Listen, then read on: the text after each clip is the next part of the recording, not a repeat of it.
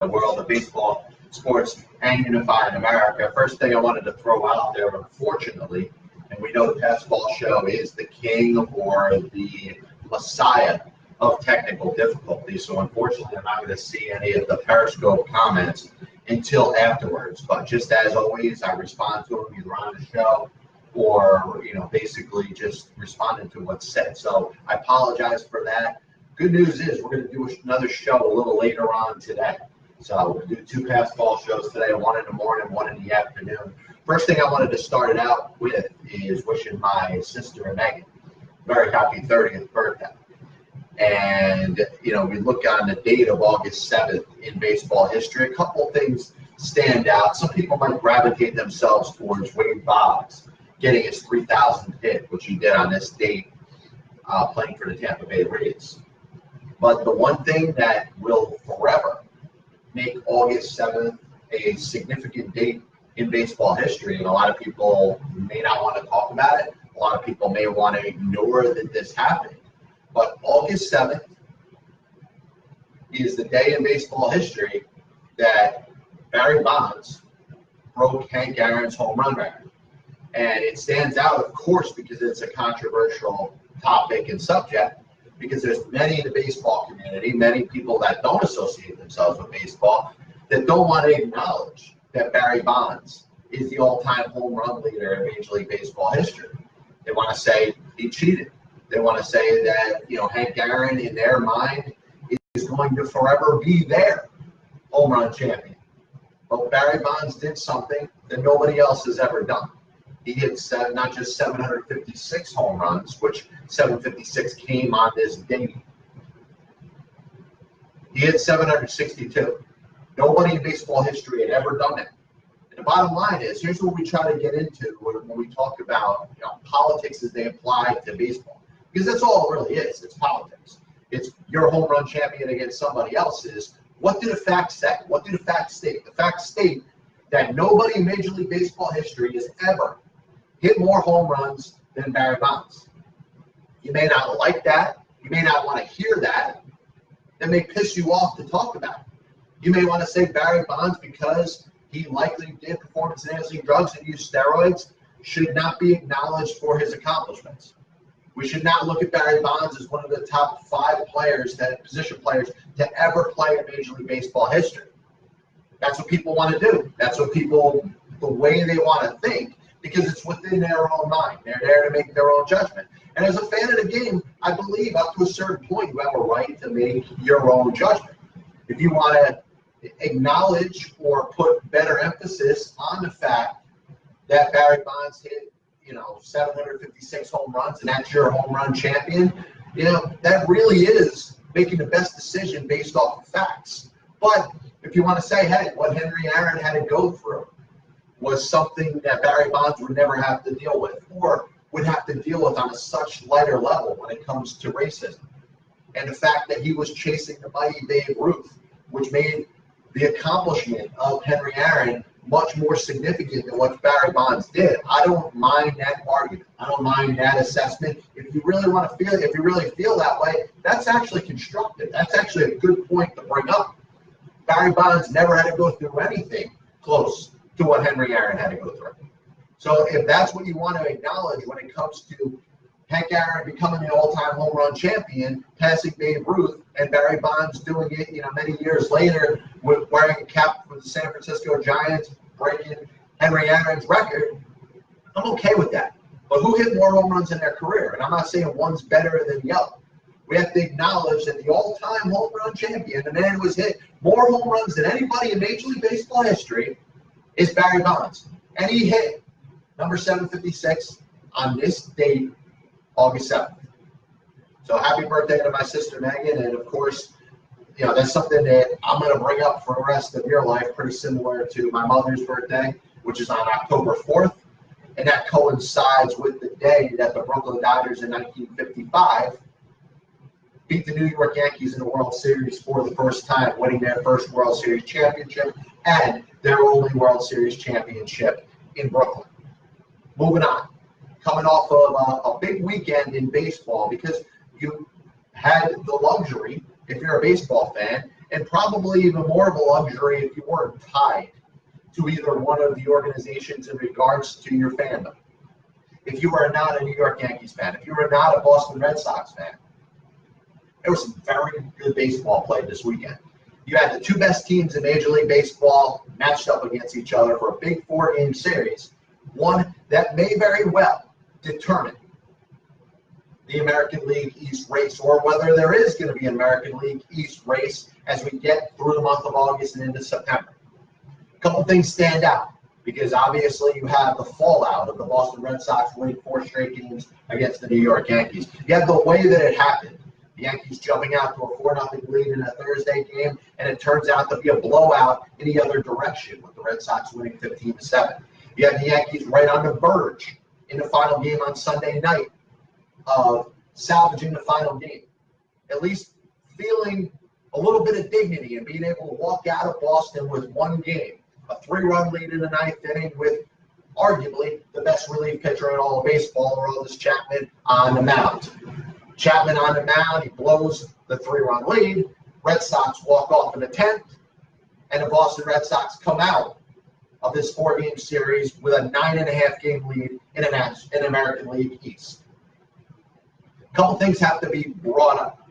Not just the Yankee panic, which we're obviously going to see with Yankee fans. Once again, I said fan is a shortening of the word of fanatic, which means you got to be a little crazy to be a fan. If you're a diehard baseball fan, you should be a little nuts. You should be a little overreactive. You should, want to flip over tables every time your team loses a game. Yankees fans, if you want to panic, I'm not going to hold you back. That being said, you have to acknowledge how good of a baseball team the Yankees just played this weekend.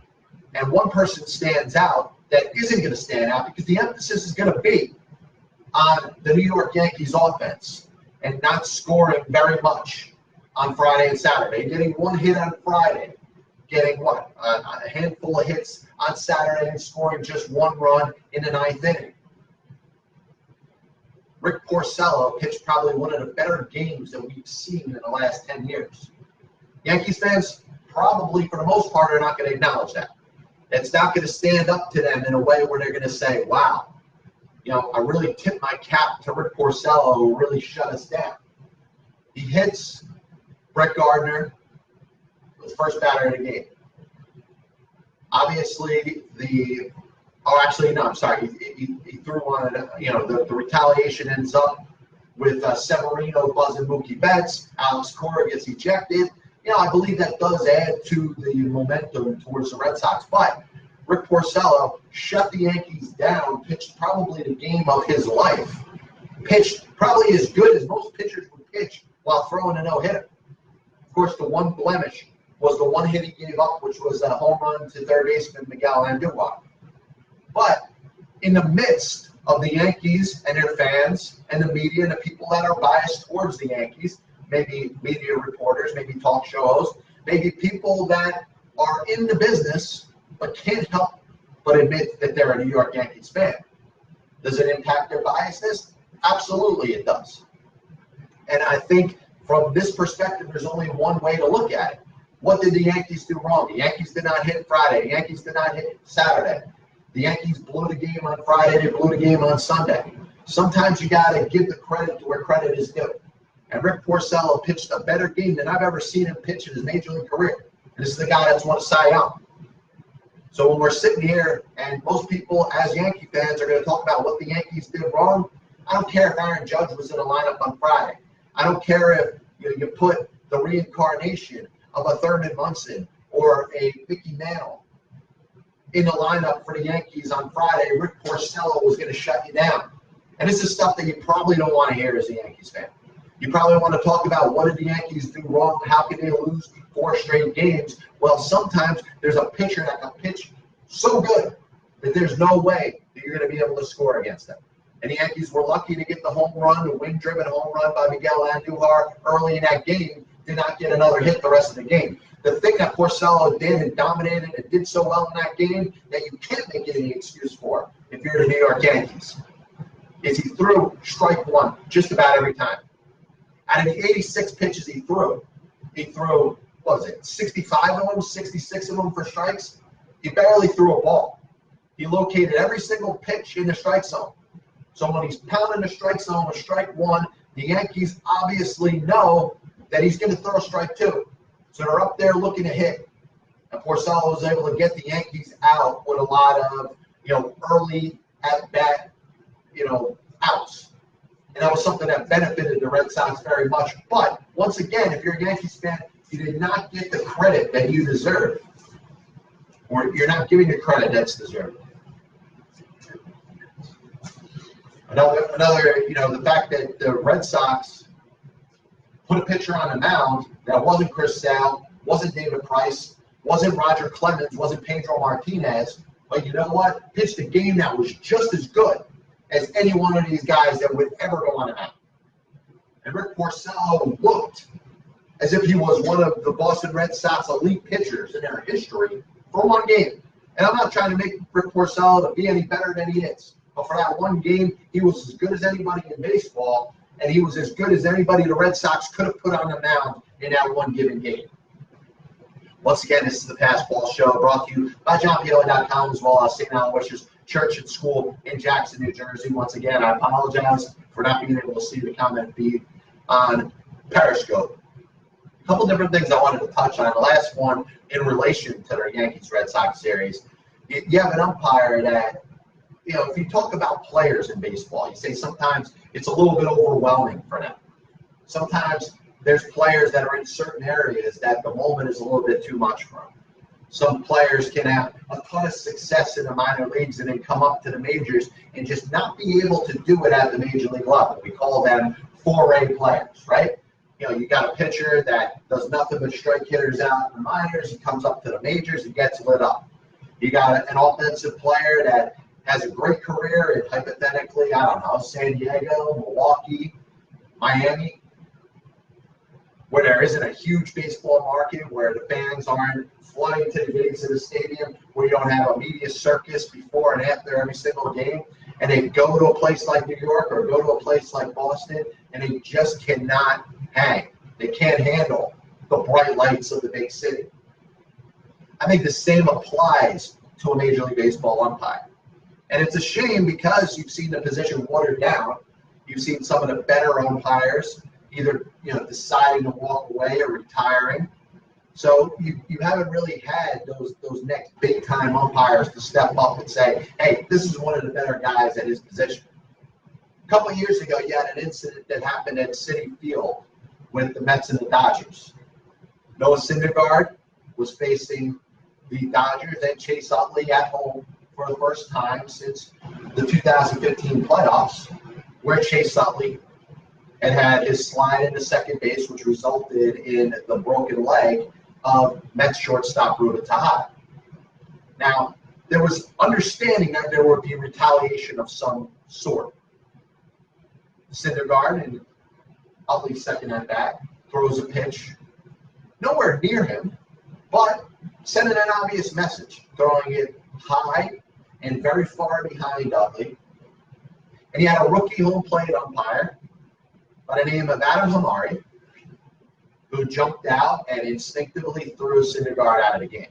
Obviously, the video, which includes Terry Collins running out of the dugout, using many profanities, yelling at Tom Hallion, ended up becoming viral before Major League Baseball took it down.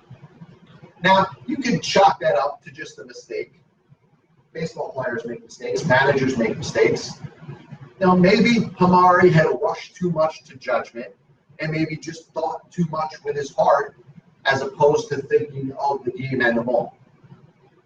Fast forward to this past weekend, the Rick Porcello game on Friday, Yankees-Red Sox. Who's behind home plate?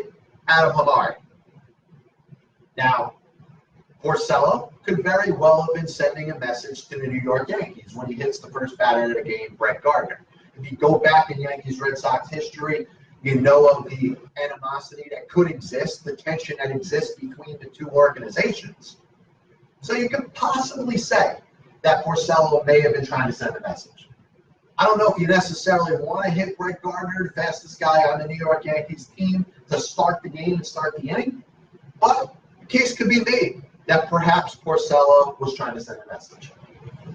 Red Sox come up next inning. Mookie Betts gets buzzed by Luis Severino. Not hit. He's not beamed. He's not hurt. He gets one high and tight, goes right to the ground. This is where, as an umpire, you have to allow for the players on the field to police themselves. What you're setting up is the potential for something down the road to get a little more out of hand than it does. And Adam Hamari, at that point, is not using his proper judgment when he's deciding to send a warning out to both teams. And if the roles were reversed, I would expect Aaron Boone to have gotten thrown out of the game the same way as Alex Cora, the Red Sox manager, did. Adam Hamari, similar to the players that I was referencing before. And sometimes you have a manager, let's say Art Howe, who had some success in Oakland, was pretty good in Houston. Really couldn't handle it in New York. That was not for him.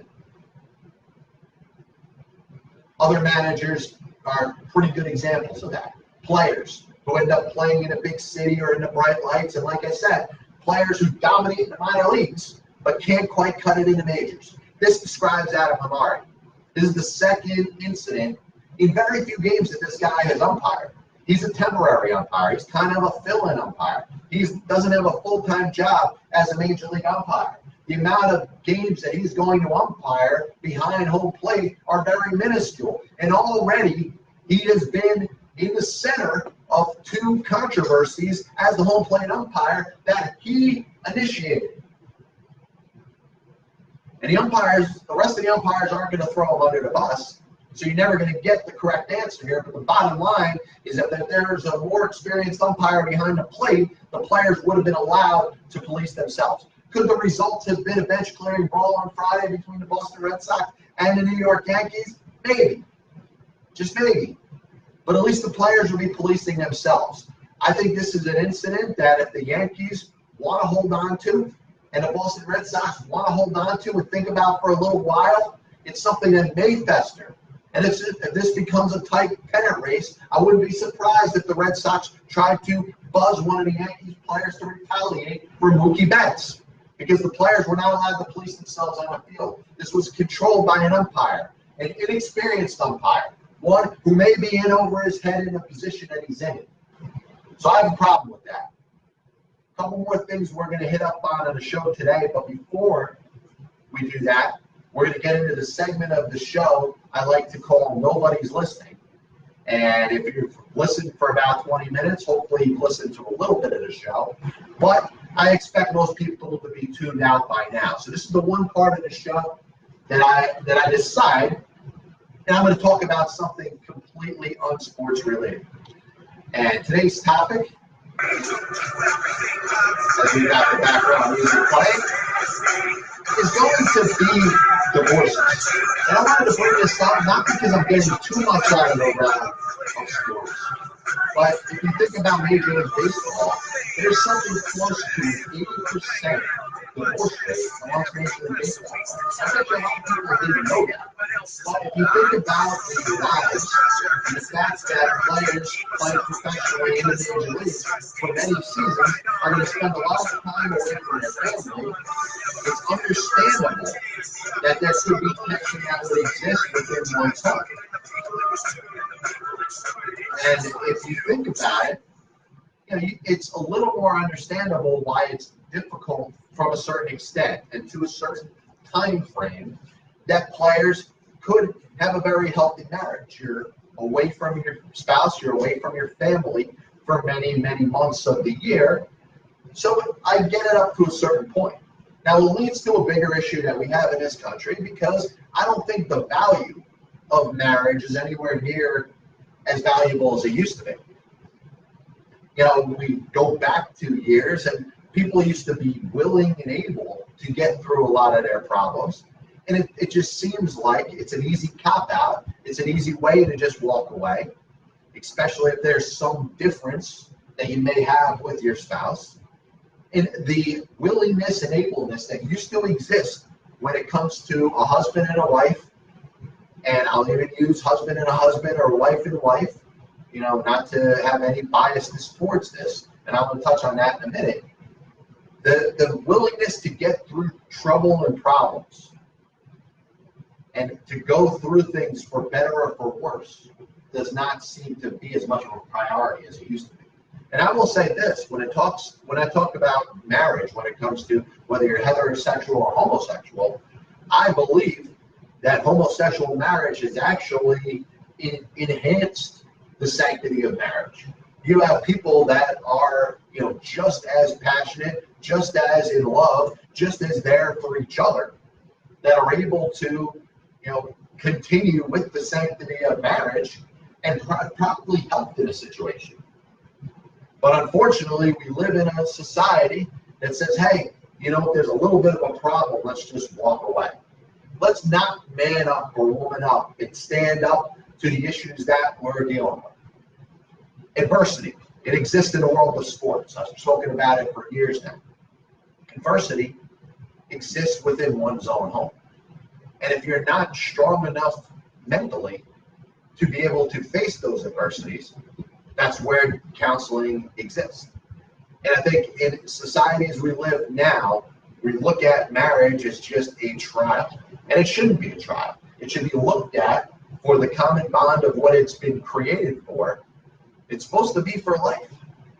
And a lot of people that jump into marriages without, making sure that they're ready to make the commitment for the rest of your life, you guys are ruining the sanctity of marriage.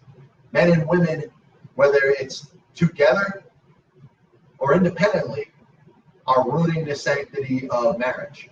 And the last point I want to make about this is you have people that, can be divorced once, twice. And I understand there's exceptions to the rule. But usually if you get divorced for a second time, you better take some responsibility for it. You can't marry the wrong person twice. You had something to do with it. To make two decisions and commitments for the rest of your life, to stay with somebody and decide to back yourself out of it, you got to take some responsibility for it. But the last part of it is, I think, with the comical part, which I get a little bit of laughter out of when I hear people say.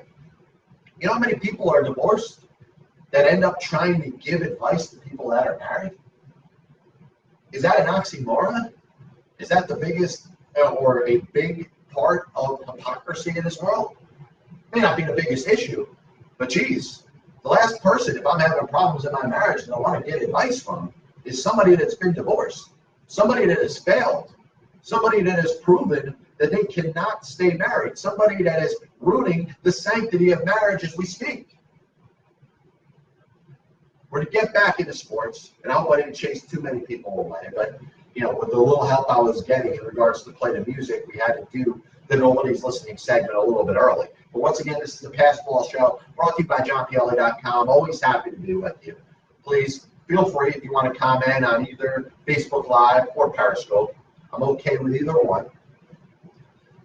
Once again, Periscope comments I'll view and take a good look at afterwards. A couple other things I wanted to touch on as we're finishing the show. One of them I thought was a pretty cool one. And this cool one I'll talk about for a couple minutes, and then I'll get into my last rant of the day. The Lehigh Valley Iron Pigs have set up on August 27th to be a day where you could probably have a fan experience that you probably can't compare to anywhere else. There's many promotions that have been done. There's many giveaways that have been done. A lot of teams and organizations, especially in the minor league level, try to think outside of the box and try to do something that's interesting to bring people in. Well, I'm very intrigued by the fact that on August 27th, the Lehigh Valley Iron Pigs have a promotion where you can go to the stadium, sign a contract, and retire as a Lehigh Valley Iron Pig.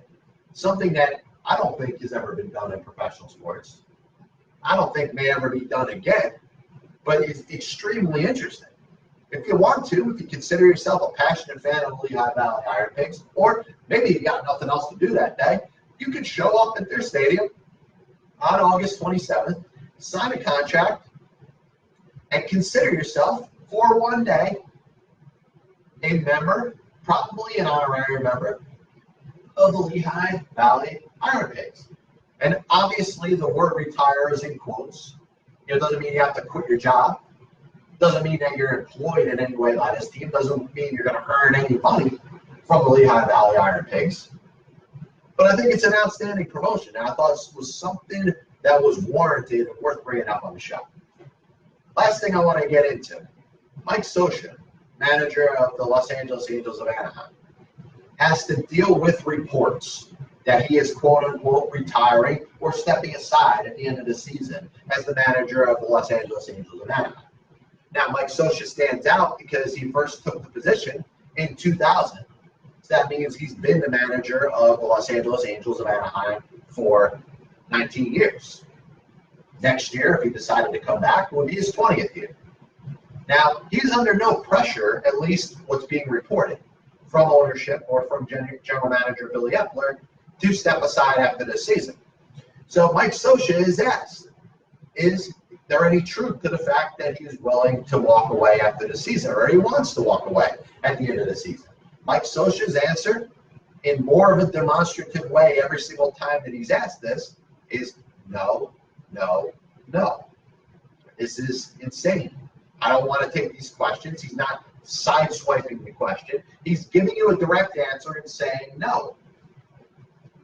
My plans are not to leave my post as the manager of the Los Angeles Angels of Anaheim.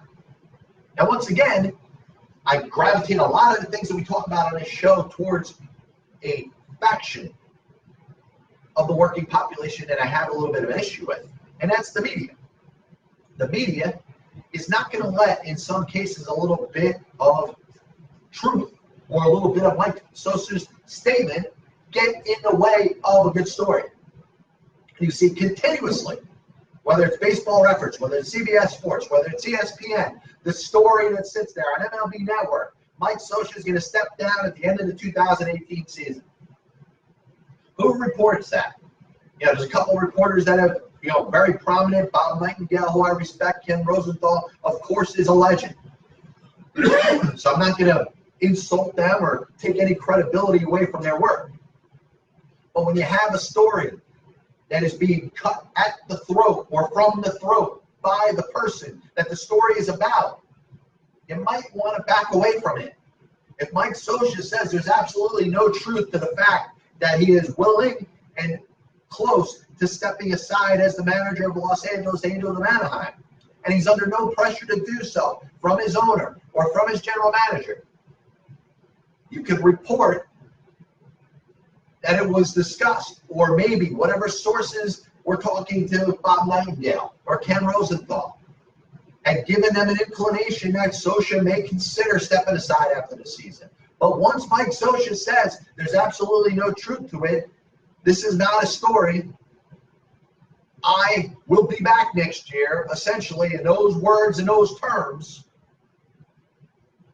you should walk away from the story in the headline, which says Mike Scioscia is retiring at the end of the season. It says Mike Scioscia is stepping down as the manager of the Angels after the season. Once you get to that point where the guy who the story is about is completely refuting it, it's time to walk away from your story and say, hey, I do have some inclination to believe that he may, but at this point he is saying no. So therefore, I'm going to back off from my reporting that says he's out after the season. And if I'm any media outlet, I'm going to not report the story as, quote, Mike Scioscia is retiring after 2018. Mike Scioscia is stepping aside after 2018. That's lousy reporting. You got to do a better job than that. You can include whatever information you want in that, whatever information you've got from reputable sources that say that you believe that he may. But a better title might be that Mike Scioscia denies the report that he's going to step aside at the end of the season. To say it in the terms of the story that you're trying to write, the narrative that you're trying to drive, is essentially telling Mike Scioscia that he needs to step aside at the end of the season. And you know what? If he's not under any pressure to do that from his general manager or from his owner, and he doesn't want to, he shouldn't have to. He shouldn't have to cave into what the media is telling him to do. The clock playing right now is reminding me that I'm probably at my last topic that I'm going to bring up today. And it's something that I saw that happened this past weekend that I thought was pretty fascinating. And I thought it was worthy enough to bring up. Tampa Bay Rays pitcher Ryan Stanek, who you know is pretty much the poster child, along with Sergio Romo, as being that quote-unquote opener in the Tampa Bay Rays' revolutionary change to the use of a starting pitcher. He's a reliever. He's a guy that probably is going to be on a pitch count for about 20 to 25 pitches or so, and is not going to be expected to last very long in a game. Is likely expected to pitch just the first inning. He goes out there the other day, strikes out the first 5 batters that he faces in a game.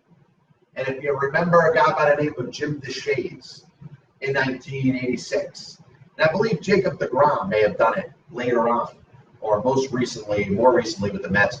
I don't have the stats in front of me. Maybe when I do the show later, I'll reaffirm exactly how many times players have gone out there, pitchers, have struck out the first 8 batters they've faced in a game. Well, what Ryan Stanek has done is outstanding because he struck out the first 5 batters that he's faced in a game, not as a reliever, but as a starter.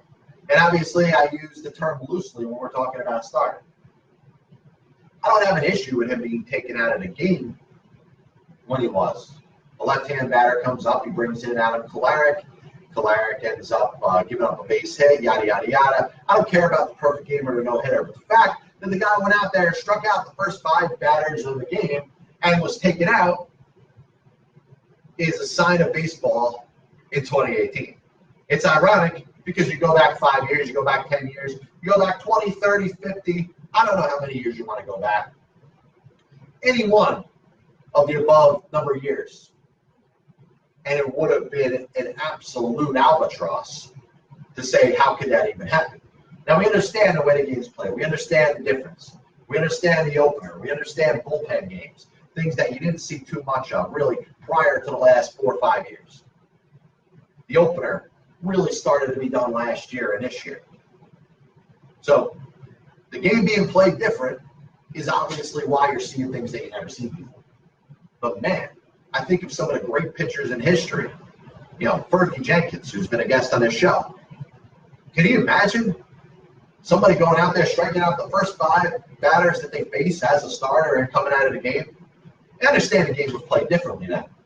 But I'm pointing more to the irony. Not complaining, because it's something that can't be changed. Ryan Stanek is on a pitch count. He's coming out when he's coming out. Maybe it was too much to push him through that second inning. And Stanek has pitched well enough to earn his second inning when he's essentially a 1-inning pitcher, an opener. He's supposed to pitch first inning, then the next guy comes in. But I found it very, very ironic and fascinating. One of the things that you may want to bring up as a stat, Ryan Stanek as a starting pitcher was probably and probably will be the first and only pitcher in Major League Baseball history to, as a starting pitcher, strike out the first 5 batters that they face and not face another hitter.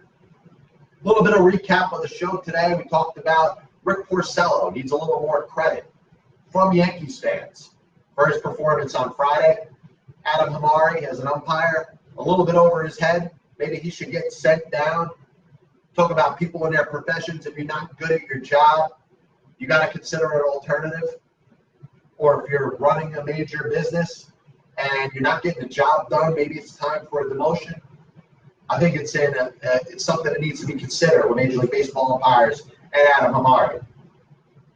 Yankees fans panic. Listen, they got a stretch of baseball over the next month where their schedule is very favorable. If they can just play with more consistency, win the majority of the games they're playing. They won yesterday against the Chicago White Sox. Just win some games. Get Aaron Judge back. Get Gary Sanchez back. Get themselves into September playing really good baseball and see where they're at. Because the worst case scenario for the Yankees, at least right now, is that they're playing the wild card game at home at Yankee Stadium. Not the greatest thing in the world. You prefer to win a division. You prefer to not be in a spot where it's win or the season's over.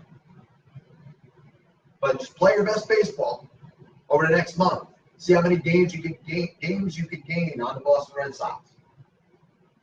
Mike Scioscia, media's telling him he's got to retire at the end of the season. Mike Scioscia should do what he wants to do. Divorces. If you're married, please make sure you're giving your marriage the best chance to succeed. Because remember, it is, no matter how you choose to get married, whether it's from a church, whether it's from the justice of the peace, it is until death do you part. Be back with you hopefully later on. A lot of different sports topics we're going to get into in a world of baseball, sports, and unifying America. This is the Passball Show, brought to you by JohnPielli.com, as well as St. Aloysius Church and School in Jackson, New Jersey. God bless you, and as always, I'll see you on the other side.